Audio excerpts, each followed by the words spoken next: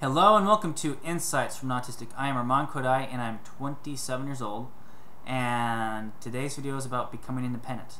A lot of us with Asperger's and on the autism spectrum, we would love to live away from home on our own, not with our parents. And so this video is going to address that. Now, am I an expert on this? No, I am not an expert on this. If I were, I would not be living with my dad at the moment. About that, I don't know what to say about that. Okay, but I know. Alright, first things first. To become independent, you need an income. To get an income, you either need a job, or to win a lottery, or to somehow generate money off some sort of online sort of thingy-majiggy, which doesn't happen too often. So, you're not going to win the lottery most likely. You know, maybe if you're very good with computers and stuff, you might be able to make some money through that, or the internet. But getting a job is probably the most easiest way, or at least the most common way, of making an income.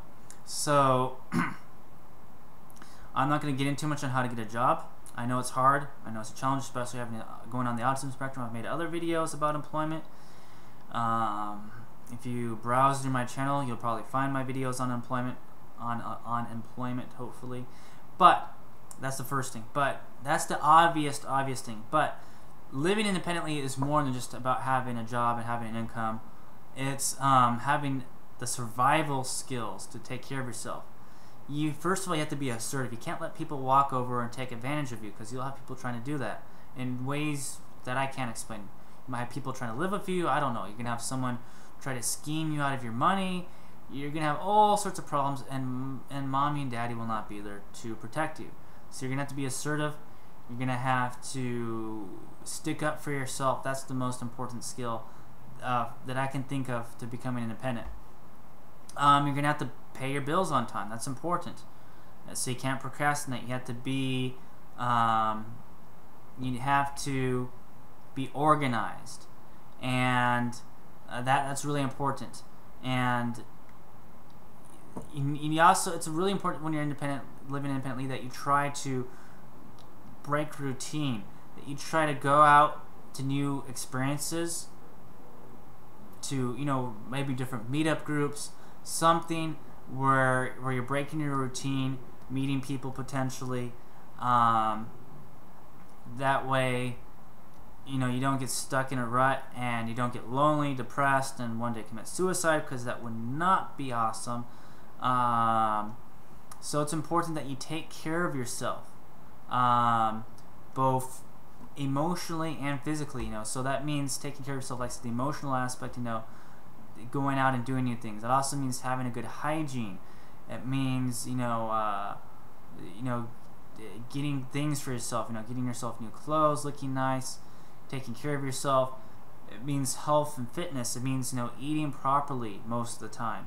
It's okay to have dessert every now and then, but you know, watch your health, watch your weight. It means going to the doctor, getting doctor visits. It means going to the gym. It's important to do these things when you're living on your own, because if you don't, your life deteriorates, and you start to have problems. You start to have health problems, you start to have emotional problems, you have breakdowns, all sorts of things happen. So it's really, really important that you take care of yourself. So please take care of yourself. And you know, that those are definitely important things. Taking care of yourself, having a job obviously is important, and like I said, going out trying new things, and those are definitely the biggest barriers that you have to think about. You know, transportation. You have to figure out how to either use public transportation or learn how to drive. It's very important that you get to work on time, get back, you know, that you can meet your engagements that you have, your commitments. It's important that you learn to balance your time in the day.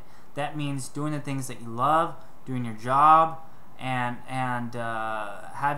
spending time for relationships, or just going out and trying to meet people.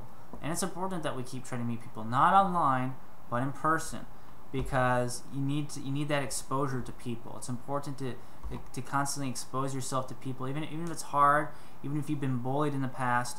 for whatever reason, it's important that you keep putting yourself out there, even though you're vulnerable, because if you don't, you're going to get stuck, and you're going to use that as an excuse, the traumas that have happened to you in the past, and you're not going to live a fulfilling life. And it's important that when you're on your own, that you do your best to live a fulfilling life. Even if you're not on your own, it's important to try to live a fulfilling life. And I think it'd be great to live on your own. I think it'd be great if I lived on my own, because just that freedom, I'm sure I'd be even more happier than I am. Even though I am a very happy person in general, I try to be. I believe that we create our own happiness most of the time.